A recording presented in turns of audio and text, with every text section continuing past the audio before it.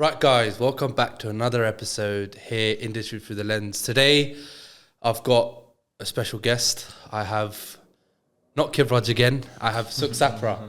So let's talk, Sukh, man. Tell the guys who you are, what you do. Give us an intro, man.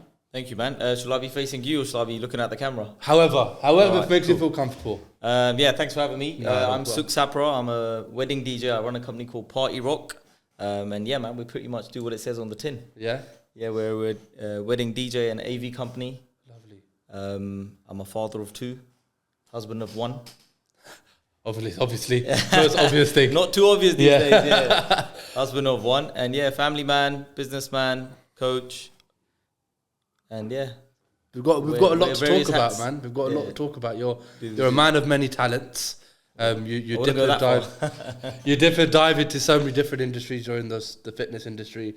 You're also into the mental health type of industry as well. And Yeah. obviously you're in the wedding industry. Let's start in the main one you've been in. Saw your post this morning. 23 years. Yes. The Asian wedding industry. Talk to me. How do you find it? What's your opinions on the industry? You know, what let's ask you a more of a narrow question. How do you feel to be part of the industry? I feel blessed, man. I think the industry's given me everything that I have in my life today. Yeah. Like I'm very thankful and grateful for it. I've met some great people. It shaped me into the person I am today. Yeah. Obviously, it's a funny balancing act because I feel like we give so much of our life away to this industry because hours are not cut out. You're working in the day, but then you're also working as a DJ at night as well. So you're almost working double shifts. So sometimes you think and question life thinking, am I giving too much of myself into this and maybe not getting enough return? Maybe if I was an investment banker or doing some sort of trading, I would have, traded my time for money in a smarter way. But, I'm a creative and this is what I do, man. So I wouldn't change it for the world. And do you ever look back thinking to yourself, or maybe you should have gone into a different industry, or do you ever look back? I mean, what did you study back in school? Yeah, so I studied electrical engineering with a few modules for audio video. So my title was an audio video engineer. Okay. But I did do an engineering role. Like when I first graduated, I was like, utterly bored. I had to get out of it. And then I went to sales. Sales is something I did throughout like my student life. Yeah. I was very good at it. So I went into like corporate sales. Okay. And then I was doing that as a full-time job whilst building Party Rock on the side. And then until we got to a point where there was enough work in the diary to kind of sustain me, then I did the job, Nice, interesting. And obviously you've just recently gone for a rebranding. Yes. You were originally called Triple S. Yes. Now you're under Sukh Sapra. Talk to us. What was the meaning of, is there a meaning behind the rebranding, or is there something that taught you, do you know what, I want to put my brand as my name rather than Triple S? Yeah, precisely that. I mean, Triple S was born when I was in college. I started DJ when I was like 16. Yeah. And Triple S is just my initials, Sukh Sapra. Yeah. So it was like, it seemed fitting. But me rebranding is just like an evolutionary process. I feel like I've grown, I've matured, the kind of clientele we attract, and it just kind of didn't seem fitting anymore with my personality and me. I think Triple S sufficed when I was a lot younger, doing bars and stuff like that, like DJing at bars. And then as I moved into more wedding and, high-ticketed events, I guess you can say, Sukh Sapra just aligns well because it's my name. You can't forget it, right? Like, oh, yes, Sukh, we know him. Whereas, is that Triple S? It's like guesswork. It's like, then you got like three names. It's Sukh, but then it's his DJ name is this, but his company name is this. It keeps everyone thinking. Yeah, it's just like, you know what? Remove the confusion. Sukh is what it is. And, we stay with that. And I think it's pretty cool. Even myself as well. I've gone, I've not said creates by captures or, all these silly things. I've said straight Harmeet Singh, HS. It's just clean, short, and people just realize you from your name. Sukh, so sticking to this topic, do you remember like your first event that you DJ'd? Do you like? Yeah, I do. I clearly remember. So my first event actually playing out was a Pakistani wedding. Okay. And I grew up in North London in a little town called Colindale, and right next to it, our neighbouring town was Burnt Oak. My dad used to work in Burnt Oak. So there was a community hall there called Sangam. Okay. And then somebody was getting married during the day. They used to call it a walima. So not very glamorous. Yeah. So my cousin came to pick me up. I used to have Gemini turntables and a mixer and like records, and we turned up at this wedding and we played some tunes, and the guy was like, "Oh, you're really good. Can you come to?" I think they had family in Amsterdam, and he's like, "Can you come to Amsterdam to play?" And I was like, "Nah, sorry, I don't have a passport." So is it? I didn't have a passport at the time. I was young. How old were you? I was 16. 16. I didn't have like my own passport. We had travel documents at the time. But anyway, and he paid me £100 that day, and off I went home, and then that was it really. It wasn't glamorous. It was actually quite boring, to be fair. Is it? And a lot of the gigs that I first did were kind of like that, unless I went to like some clubs and bars, and those are the ones that I enjoyed more. But yeah, that was my first memory of a gig, man. And do you know when you started DJing, obviously nowadays, when you look at a lot of the young DJs, they have mentors, they have people they can, yourself, that, you might have a few people that look up to you as a DJ. How, is there someone you looked up to? How did you keep up with, the ongoing trends that were coming out? Yeah, like in the beginning, I wasn't that fast on it. Yeah. I just followed like what I wanted to do. So in retrospect, when I look back, I do wish that I had a mentor, because I feel like I would have learned the ropes a lot quicker, not just in terms of mixing and delivering music, but in terms of learning the business. So that's something that I was, my progress was very slow. But I just followed my heart, and I just followed like I did a few weddings, didn't like it, and I scrapped the wedding. I was like, I'm not going to do weddings. So then I just just carried on doing a few bars and stuff like that, wherever people gave me a chance and gave me an opportunity. And played the music that I wanted to play. I'd rock up with just my vinyls, with the vinyls that I would listen to. So therefore, I was restricted to just play the songs that I carried with me, and that was the music that I enjoyed and liked to play. So people initially would just book me for that stuff, and I enjoyed it. So And did you find that a difficulty where people would book you, but then you'd only be playing music that you'd like? Did that ever? Yeah, eventually, you do hit a glass ceiling, and then you need to expand your horizon in terms of your playlist and stuff, and then at that time, CDJs and CD players were becoming more prevalent, and then started transitioning into, expanding my music library, becoming a bit more versatile, and I guess pleasing the crowd in that sense a bit more. But yeah, first few years were a struggle because I was trying to find and develop my sound. And that took a while. Yeah, no, interesting. So I've got a few questions that I've, just done a bit of research about you. So I just want to dip into something a bit personal. How do you balance your personal life alongside, your gig life and also your fitness life? How do you do all that? I'm very Obviously, regimental you've got about two kids. it. Yeah. I'm very regimental about it. So in terms of balancing personal and work life, I always bring work home. I'm not going to say I don't. I always do. The phone's always ringing, or you're working on. Do you find that dangerous? Do you find that? It can be dangerous territory, but there has to be a cutoff point. But what I try to do is when I'm at home with my wife and my children, when I'm talking to them, I'm fully present. Like when I'm speaking to my children, we may not get the most time together, but the time we do get is quality. 100%. Like they have my full attention, and vice versa. And we just kind of have created like our safe haven at home.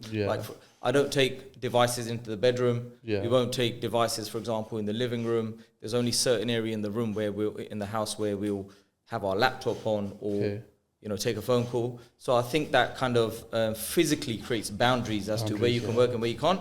So that helps me quite a lot. And my wife kind of helps me achieve that as well, because she's very much like that. And do you struggle?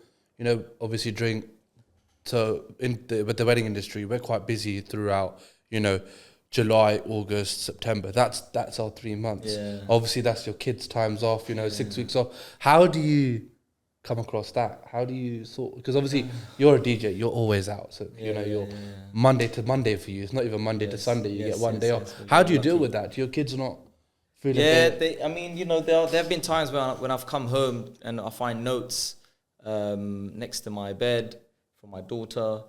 She's very young, but bless her, she's very wise. Like it was about 5 years ago, she wrote a note and she left it on my bedside, and she said that in her note, I remember this precisely, she wrote, "I was wondering today, why does dad always say yes to weddings and say no to us? But then I remembered that you're actually doing it for the family, so I understand." And she was about 5 at the time. So stuff like that does break your heart to some extent, but my family's my strength, and they're 100%. The reason why I do what I do on many levels. So it's just about, having an open dialogue with your children. Like I said, when you're there, being fully present, letting them know like the deeper reasons for why you do what you do. Children are a lot smarter than what we think they are. 100%. They'll understand most things. And when you create that open dialogue with them, they inspire you. They egg you on. They're like, okay, no, they actually hold you accountable. It kind of pushes you more to go out. Yeah, and they hold you accountable in many ways to do the things that you said you were going to do. So they're looking up to us, 100%, right? So I can spend my time either doing or not doing. I might as well do, because at least it's going to inspire some positive action out of them. It's crazy because obviously when I was young, never really got to see my dad. Two things, obviously, before he took photography into full time, he used to work for immigration. So we used to live in East London. He used to come back and forth from East London to West every single day. And when he used to come home, we used to be sleeping. When he used to go to work, we used to be asleep. So kind of get the struggle as the kids as well. But again, like you just said as well, you've got to do it for them. They look up to you. So if you either sit at home, sit on your sofa, and they think, oh, Chal, that's what we're meant to do. Or you go out and grind. And then when you're actually with them, you take them to nice places. I think you just went to, where did you go at the end of last year? You went to, was it Doha? No, it wasn't Doha. You went on Taz's wedding? Yes. I went to my friend Taz's wedding. We went to Bahrain, and then we had a few trips. So obviously then that was family holiday. So, they got to experience that. It's pretty... Yeah, we're lucky. We get to kind of... this year we homeschooled our children. Okay. So we got to travel more. So that's been a blessing. Getting to spend more quality time with them on our own time rather than versus term and off-term time. But to go back to your question, how do I balance... the thing is, there is no balance really. When you love what you do, you're all in. Right? So there's no balance. You just create pockets of time that work around you and your schedule and your family. And then you kind of get used to it and learn to live your life. You adapt to the situation. Yeah, that's it. Yeah. And my children and my wife are kind of adapted to my lifestyle, and I've adapted to their lifestyle where possible. And, we both come together as a unit. 100%.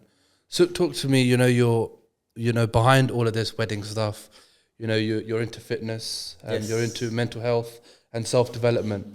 Talk to me, what got you into that side of things? Fitness is something I've been into since I was very young. Because I'm very competitive from a young age. I was always always push myself physically, be it in athletics or sports and whatever. So I kind of always kept that up. And luckily I had good influence in my life, like my chacha, and even my brother to some extent, would have healthy competition. So, we used to spur each other on to kind of train and kind of be at our peak. And that's just carried on throughout my adolescence and my adult life. And I've always kind of been that way inclined. Regarding mental health, to be honest, we all go through ups and downs in our life. And I always feel like the wiser person is the one who comes out by dealing with it head on. You have to look at the challenges in your life, and if there's a recurring or repeating pattern, you have to kind of reflect on it and think, why is this happening to me? So it's kind of like proactive approach rather than victimhood. And I feel like as long as we tackle challenges in life with that lens, then, mental health is just like a name, you could say, given to challenges and things that we deal with. And that kind of, regardless of how you come out of it, right? So I don't know if mental health is the right word really, but coaching is just something I stumbled upon through this, and just kind of being in, I guess you can say give you a very long-winded answer, is I've been kind of not chasing the best version of myself, but trying to embrace the best version of myself.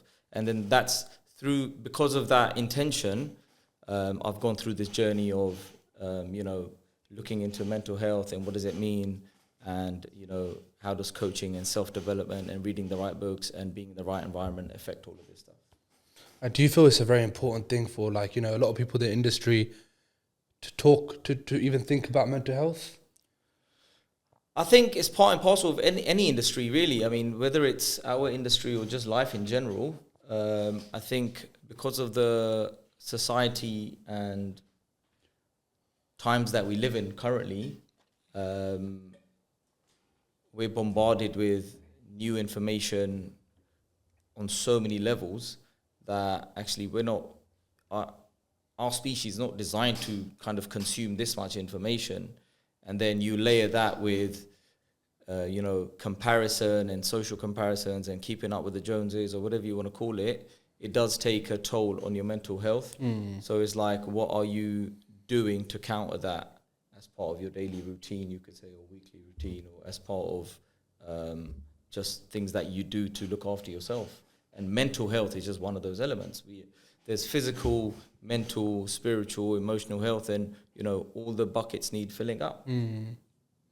So do you feel like the industry can be very, what's the word I'm looking for? It can be very tiring, time consuming. You put your lot of time into it. Sometimes you don't sometimes you put what you want in there, but you don't get what you want back. Do you feel like that kind of plays with it, like all the mental health as well? It does. We all have I certainly have my times where I feel like, oh, you know what, this is demanding too much of me. Yeah. I feel like I can't comment too much on other industries, but I'm sure that people in other industries might feel the same, where you give so much of yourself, where you feel like you're not reciprocated or rewarded. Yeah. It's not in correlation with what you're given. It is a tough gig. It is very challenging. Like I said, it demands us to work day and night. I also do think that it's not the most positive industry to work in. Very competitive. Very competitive, very also even toxic to some extent sometimes. You're in a party environment, let's face it. You are surrounded by people consuming things, right? So how do you protect that energy? So, certainly for me, there has to be like some level of kind of ritual that I have to kind of forego or do, in order to protect my energy, whenever I come back home from gigs and stuff. So you're always kind of, especially for me, I feel like sometimes you're sailing two ships. Yeah. And it's hard, but it's a balancing act. And do you meditate? 1,000%. My day is not complete without it. I feel like the older I get, the more I need to meditate. Otherwise, I've got like a million tabs open. Yeah. And I'm out. And how does meditation for you? I mean, I like to say I meditate, but I don't really if I'm driving back from a gig, I'll put some kirtan on or something. But how does meditation for you help you, get how does it make you move forward? How does it make you get through? Let's say, for example, you've had a busy day in gigs back to back. What does it do to you? Does it take for me, it's mainly about slowing down. Yeah. And the biggest one is resetting my nervous system. Okay. I feel like when your nervous system is in overdrive, you can't really connect with anything with intention. Yeah. You're just kind of on a treadmill and you're just running. Whereas meditation for me helps me to slow down, reset, reconnect with why I'm doing what I'm doing, what's my intention for the day, do I wish to achieve something, do I just want to be, it just helps me in a very basic way, just slow down. And I feel like the fast-paced lifestyle that I live, that most of us live, it's very much needed for me to slow down and to show up whole and present. Yeah. Okay, fair enough. And then, so one question, so if you go to the gym and stuff, you're a DJ, what do you listen to that motivates you to go in and push further? Do you listen to music? Is there something that you listen to specifically? 99% of the time you won't find me listening to music in the car or in the gym. Oh, is it? I listen to zero music outside of... Oh, crazy. Yeah, I'm only listening to music when I'm preparing my set or something. Actually playing your set? Yeah. And very rarely on long drives I might be listening to like 90s Bollywood. Yeah. Because that's my era. Or 90s R&B. Yeah. So but most of the time I'm listening to just books on subjects that I'm interested in, mainly to do around personal development, or podcasts on subjects that I'm interested in to learn about, and that's pretty much it. Wow. So when the kids are in the car, your wife's in the car, you straight podcasts or books, or sometimes I like podcasts on if it's on stuff that I want them to also kind of be privy to, and they engage and into be exposed into it. They might not straight away. They're children, right? So for them, it's just like it's on in the background. But I feel like the environment you plug your children in, they won't see the effect of it now. But down the road, something might click that. Oh, hold on, I heard of this when I was 11 or 12, right? So some ideas stick. So sometimes I might deliberately do that, but I'm not a stickler. If they want to listen to music, we'll put on some music. And, we'll all jam in the car. Yeah, no, it's interesting. It's so cool because obviously I've always wondered, like, as a DJ, like, do you ever get sick of music? Never get sick of music. No. Is there a music genre that you don't like playing? There isn't one that I don't like playing, apart from the ones that I don't know about. Like, it's an unknown unknown. Yeah, true. What's your favorite music genre to play? My favorite all time has always been 90s R&B and hip hop. Yeah, and definitely some 90s Bollywood as well. Yeah, that's just gets everyone kicking. It's just, I guess it's nostalgic for me. Yeah, because I grew up on it, right? So it's your era. Memories, of my like childhood and adolescence of when I was first getting into music, of that music. So I always kind of gravitate towards it. Yeah. So talk to me. So obviously, let's get back into the wedding industry. How do you keep up with up and coming trends? Do you obviously the marketing game now? It's got to be 10-10 on point. It's got to be on point. You're not getting nothing. How do you keep up with it all?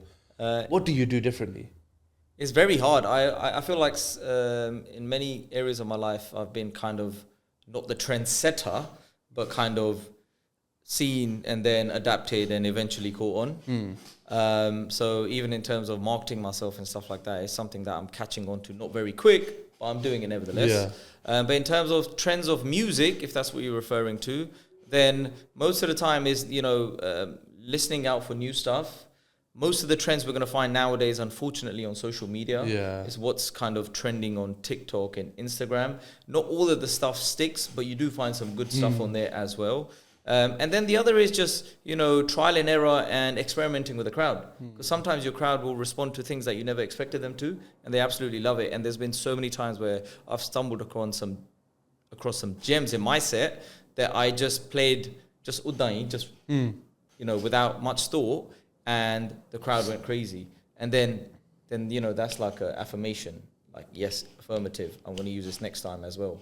And then every time you use it, it works. And then something else comes along like that. Yeah. So experimentation is a big one. And do you feel like when you obviously I'm talking about marketing now, when you go out and go get a promo, do you feel like it gets competitive where, now you've got to make sure your promo is 10-10 because otherwise then you might not get the work? Yeah, it does get competitive, and sometimes I do find myself feeling like, oh, what am I going to say today? And it's another added chore to your list of things to do that's never ending. But then I do also sometimes try to remind myself that, you know what, just be you, and do what you want to do, and that's your unique selling point. I feel like that has to be the selling point for a lot of clients who come and book anyone, to be honest, because I feel like if you go out and put a fake picture, they're going to be like, well, is that really you? I want to book you for you. Yeah, it's pretty much just selling yourself rather than selling someone else. And that's what you're doing. I guess we're trading our time and our skill in this industry. And how can you best get that across? Yeah. People need to know you. People need to know your story. You need to have a bit of charisma and a bit of stage presence. Yes, absolutely. But still be you along the way. So there's a topic I want to move over to. Obviously, I like to talk about and get to know how people will change in the next 10 years' time, change in the next 20 years' time. Yeah. You've recently announced, you're in Dubai. Yes. One of many other vendors, kudos, Bhavi as well, from Snob Events. Yes. How does it feel as a person who's, come from something who you'd never see yourself doing what you just done today? Yeah. Now you're in a different country, in the UAE. How does it feel? Yeah, it feels great. I mean, it's early doors for us, but, we want to expand our reach. Yeah. And it feels, we live in such a small world now, because the economies of the world are connected.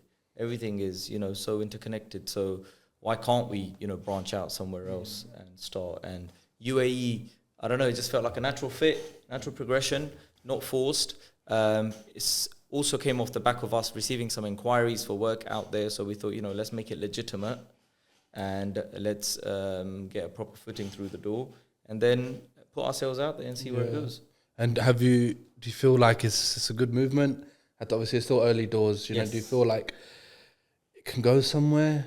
I definitely think it will bode well for us. I think we'll definitely attract business out there in the coming years. Yeah. And we'll hopefully grow a big market or a bigger market out there.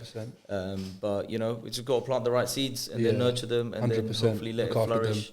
Delayed gratification. And I want to ask you a question. I'm going to split it in two though. Yeah. So you've got, you know, your Sukh Sapra Party Rock here in the UK. You've got Sukh Sapra Party Rock there in Dubai. Where do you see each of those in the next 5 years' time? So Party Rock and myself, you know, hopefully we continue to do what we are doing. Be able to fulfill more weddings, having happy clients, clients that that's the most important thing. We do have like a huge recurring like clientele base. So we're very lucky in that sense for clients that have been loyal to us and have trusted us over all these years. The families and the relatives at X, Y, and Z always do come back. And we hope to achieve the same in Dubai. That hopefully once we make and build connections with people in Dubai and UAE, that those connections then grow into something bigger and you know, kind of 100% feeds more through the doors. No, it's interesting. So when you look at yourself and an up and coming young DJ comes and approaches you, what advice would you go and give to him or her? I would say do the hard work, learn your craft. There's no substitute for it. Everybody can be a you know, TikTok DJ, especially with the technology that we have nowadays. It's very easy to press the sync button, look at the keys of a song, and off you go. And you'll do great, and you make some great mixes. But get yourselves out there, learn how, like, do the hard work, like being in front of a crowd, learn to engage, learn to entertain. Just become a good entertainer. I think there's no substitute for that. And you have to build some thick skin around that. Some people can be natural. I wasn't natural. I did a lot of hard work around it. But, you know, we got there eventually. And the other thing is, if you can find a mentor, if you can find someone who take you on or someone you can shadow, it's going to do wonders for you. You will save a lot of years of, you know, gruesome work and kind of learn the back end of the business. It's very important. I didn't do it, and I wish I had, and it took me a long time to kind of build what I have today. It's really interesting. I want to end the podcast on a question where a lot of people don't really look at it because sometimes they feel like it could bring them down. But I feel like for you, for someone who meditates, someone who does all this stuff could answer it. What challenges do you face doing what you do in your day-to-day life, with looking after your kids, with bringing the industry into it, with all your fitness stuff? What challenges do you, and how do you overcome those challenges? The biggest challenge is staying on top of everything and being what everybody's expecting you to be. You're wearing many hats. You know, you're wearing the hat of a DJ, number one, which you're supposed to be, you know, all smiling, all entertaining, full of charisma, full of energy, ready to go as soon as someone says press play. You know what I'm saying? So that's one hat, and that's a challenge in itself. The other challenge is running the back end of the business. Luckily for us, fortunately, we're one of the few DJ companies that do all their own AV, own logistics, own production and all of that. So running the back end of the business, logistically making things work, making things run on time, and making sure that the staff have what they need and, you know, the demands being kept up with. That's another challenge that we stumbled upon and had to refine and get better at. And then comes the family and your private life side of it, which is, you know, just as challenging, but I guess this is why we do what we do, and that's the reward that we get. 100%. Having our time with our family 100%. when we do have the pockets of time. You appreciate the time that you get with exactly. them. So that's not really a challenge. That's just you showing up authentically for your family and your children and being the best you can be. No, it's interesting. But so thank you so much for coming on. I did want to ask you, we've got a whole list of questions because at the end of the day, we've got Kivraj, who is also a DJ, and I feel like it would be a lot more interesting if there were two DJs. You'd bounce off each other. So I'm going to leave Kivraj to ask you some of the most interesting topics that are there. But guys, that's another episode. Just a little intro of Sukh. I'll leave his social media down below. You can follow Sukh Sapra and follow Party Rock. If you are looking for a DJ, if you are looking for an AV company or a production company, you know exactly where to go. So guys, thank you so much. I'm Harmeet, this is Sukh, and we're signing out. Take care, guys.